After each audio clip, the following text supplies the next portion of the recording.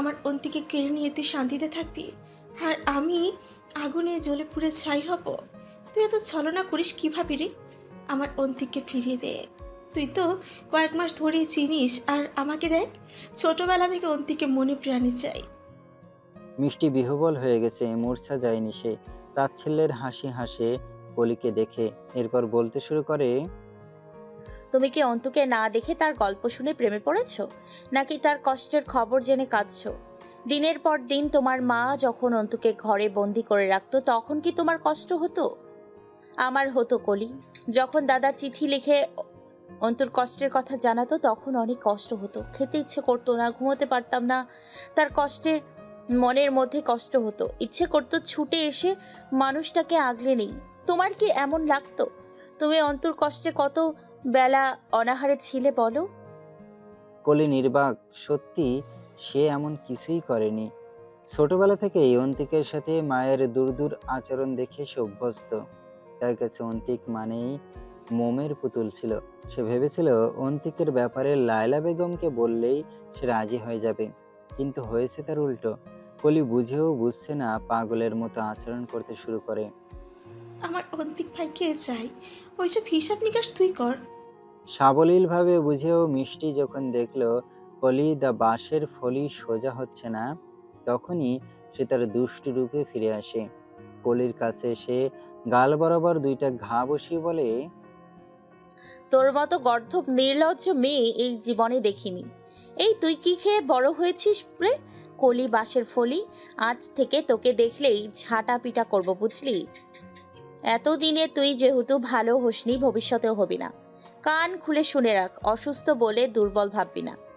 অন্তিকের দিকে নজর দিলে মেরে একদম ডাস্টবিনে ফেলে রেখে আসবো, বলে দিলাম। কলিকে কথা বলার সুযোগ না দিয়ে মিষ্টি বাথরুমে চলে যায়। কলি দা বাঁশের ফলি দাঁড়িয়েই কাঁদতে থাকে। সন্ধ্যালগ্নে লায়লা বেগমের ঘরের সামনে শাওন সহ কিছু পুলিশ অফিসার দাঁড়িয়ে আছে। সকলের হাতে অস্ত্র। মোল্লাবাড়ির সকল সদস্য দূরে দাঁড়িয়ে রয়েছে। কলি কেঁদে কুটে একাকার। লায়লা বেগম বাড়ি প্রবেশ করে বসার ঘরে জায়গা নিলেও কিছুক্ষণ পর ফিরোজ চেয়ার ছেড়ে উঠে লায়লা বেগমের চুলের মুঠো ধরে টানতে টানতে ঘরে প্রবেশ করে দরজা আটকে দেয়। বাড়ির সকলের কর্ণধারে লায়লা বেগমের আর্ত চিৎকার প্রবেশ করলেও কেউ নড়চড় করেনি। একমাত্র কলি চিৎকার করে দরজায় কড়াঘাত করে মাকে ছেড়ে দিতে বলেছিল। শাওনকে পিয়াস লায়লা বেগমের মোল্লা বাড়িতে আগমন ঘটার সংবাদ জানায়। শাওন আসতে আসতে সন্ধ্যা হয়ে যায়। বর্তমানের পরিবেশ খুবই ভয়ঙ্কর, কেননা বিকাল নাগাদ প্রথমে লায়লা বেগমের আত্মচিৎকার শোনা গেলেও কিছুক্ষণ পর ফিরোজের আত্মচিৎকার শোনা যায়। সেই থেকে সকলেই আতঙ্কিত। পুলিশ আপনাদের ঘেরাও করে রেখেছে, দরজা খুলুন মিসেস লাইলা। শাওনের হুঙ্কারে সকলেই শটানভাবে দাঁড়িয়ে যায়। সহকারী অফিসাররা দরজা ভাঙার জন্য প্রস্তুত নিতেই লায়লা বেগম দরজা খুলে দেয়। তার গায়ে রক্তে মাখামাখি। কলি মা বলে আর্তনাদ করে ওঠে। শাওন কাল বিলম্ব না করে হাত কড়া লায়লা বেগমের হাতে পরিয়ে দেয়। বাকি অফিসাররা ঘরের ভেতরে প্রবেশ করে। কলি দৌড়ে আসতে নিতেই পিয়াস বোনকে আটকায়, তার চোখ মুখ শক্ত করে। রুনা দুর্বল পায়ে সিঁড়ি ডিঙিয়ে নিচে নামছিল। লায়লা বেগমের রক্তাক্ত শরীর দেখে দ্রুত নেমে তার কাছে এসে বলতে শুরু করে, এ কি অবস্থা করেছেন ভাবি? কি হয়েছে আপনার শরীরের? এত রক্ত কেন? লায়লা বেগম অদ্ভুত ভঙ্গিতে শুধায়, তোর পাপীদের বিনাশ করেছি নোরা, তাদের অপবিত্র রক্ত বয়ে বেড়াচ্ছি। তুই আজ থেকে শান্তিতে ঘুমাতে পারবি রে। পারলে আমাকে ক্ষমা করে দিস। সাম্রাজ্যের লোভে পড়ে তোর ছেলের সাথে খুব অন্যায় করেছি। বাকি জীবন তোরা সুখে থাকিস। রুনা নির্লিপ্ত কণ্ঠে উত্তর দেয়, আমি তো সেই কবেই মরে গেছি ভাবি। সেদিন অন্তিকের বাবা আমাকে ছেড়ে চলে গিয়েছিল। ছেলেকে বুকে আগলিয়ে যখন বাঁচতে চাইছিলাম, তখন দ্বিতীয়বার ভুল করি। আর এই ভুলের মাসুল যেমনভাবে দিতে হয়েছে, তা যেন আর কাউকে দিতে না হয়। লায়লা বেগমের থমথমে দৃষ্টি যায় অন্তিকের উপর। সে বলে, আমি মনে করতাম রুনা ফিরোজকে ফাঁসিয়েছিল, তাই সারা জীবন তাকে কষ্ট দিয়ে এসেছি। কেন যেন আজও তোকে সহ্য করতে পারি না। এই দেখ না, স্বামীকে নিজে হাতে খুন করেছি, তবুও শান্তি পাচ্ছি না। আমি কত নির্দয়, দেখলি তো? কিন্তু আমি তোমাকে সারা জীবন সম্মান করে এসেছি চাচি, কেন এমন করতে গেলে? কায়েস তো ফিরোজ নামক জঘন্য মানুষের এই দুনিয়াতে জায়গা নেই। এদের 14 শিকড় আটকাতে পারবে না। আমার কাজ আমি করে গেলাম। কলিকে দেখে রাখিস, রাজপুত্র দেখে বিয়ে দিস। মেয়ে আমার তোর বড্ড পাগল। কলি লায়লা বেগমকে জড়িয়ে ধরে বলতে শুরু করে, মা, আমাকে ফেলে যেও না। অন্তিক ও মিষ্টি জীবনে আর ঝড় আনিস না। তারা এখন থেকে তোর অভিভাবক। পিয়াস মাথা নিচু করে সব শুনে। লায়লা বেগম ছেলের সামনে দাঁড়িয়ে বলে, ক্ষমা করে দিস বাবা, এবার বৌমাকে ঘরে নিয়ে আয়। তোর খারাপ মা আজীবনের জন্য চলে যাচ্ছে।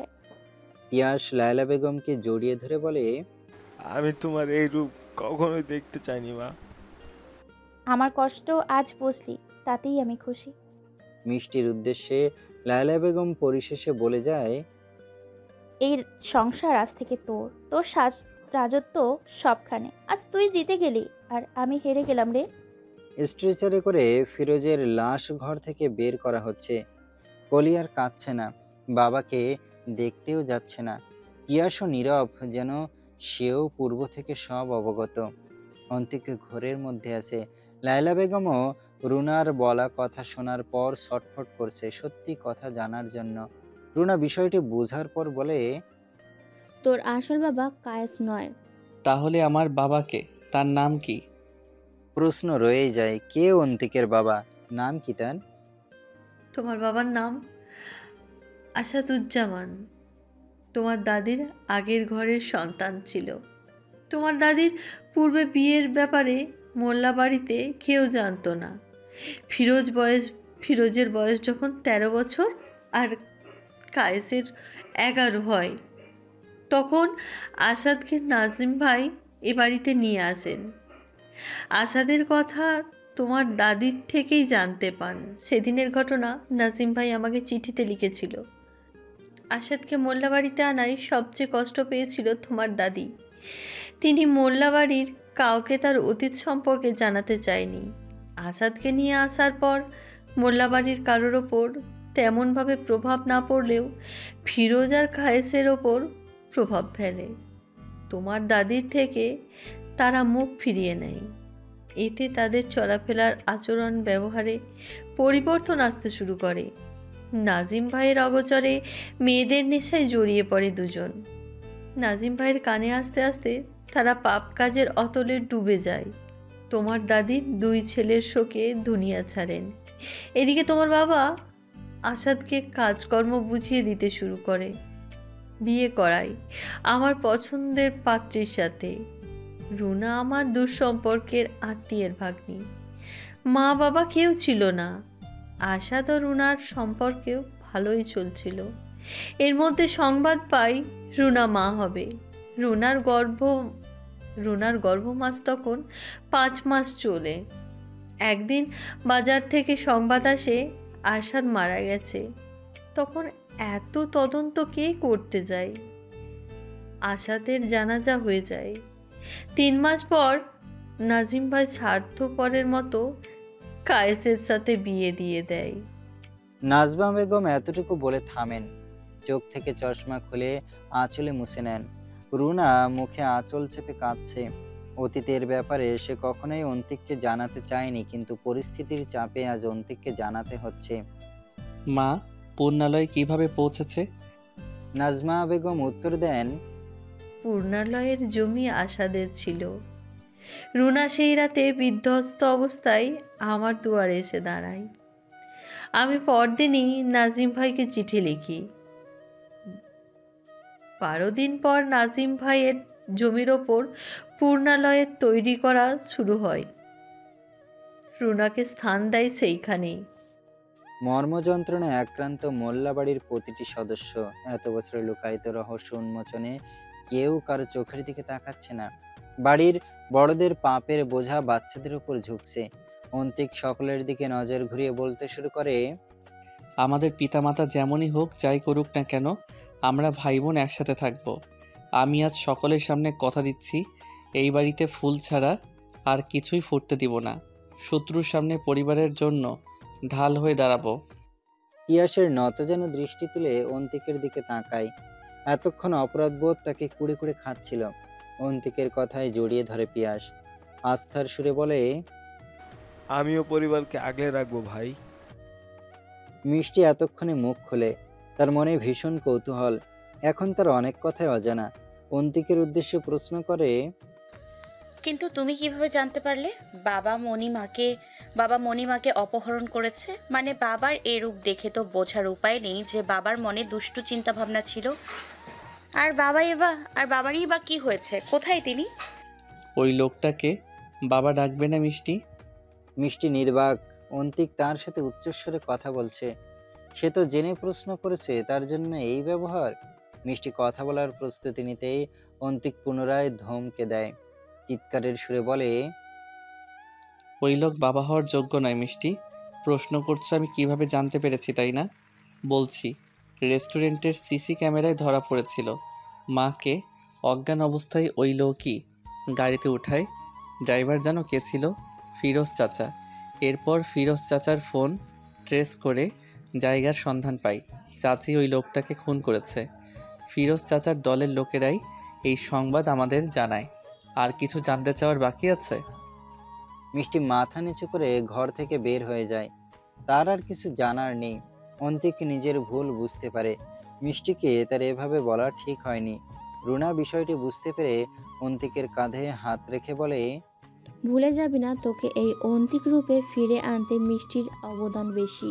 মেয়েটাকে কষ্ট দেওয়ার কি ঠিক হয়েছে, তাও এই অবস্থায়? অন্তিক নিশ্চুপ, বাক শক্তি হারিয়েছে যেন। রুনা গভীর নিঃশ্বাস ত্যাগ করে বলতে শুরু করে, আমি খালার সাথে পণ্যালয়ে ফিরে যাচ্ছি। এই শহর আমার না। এই শহর দেখলেই আমার অতীতের স্মৃতি স্মরণ হবে। তার চেয়ে বরং আপন নিরেই ফিরে যাই। মায়ের হাত ধরে অন্তিক শান্ত হয়ে বসে। আশ্বাসের বলিতে বলে, সে আমার প্রাণ মা। তাকে কষ্ট দিলে দ্বিগুণ কষ্ট আমার বুকের বাম পাশটাই হয়। তবে কষ্ট দিলি কেন? রাগ সামলাতে পারিনি। আর এমন হবে না। মিষ্টির কাছে যা, এই অবস্থায় মেয়েটাকে একা রাখিস না।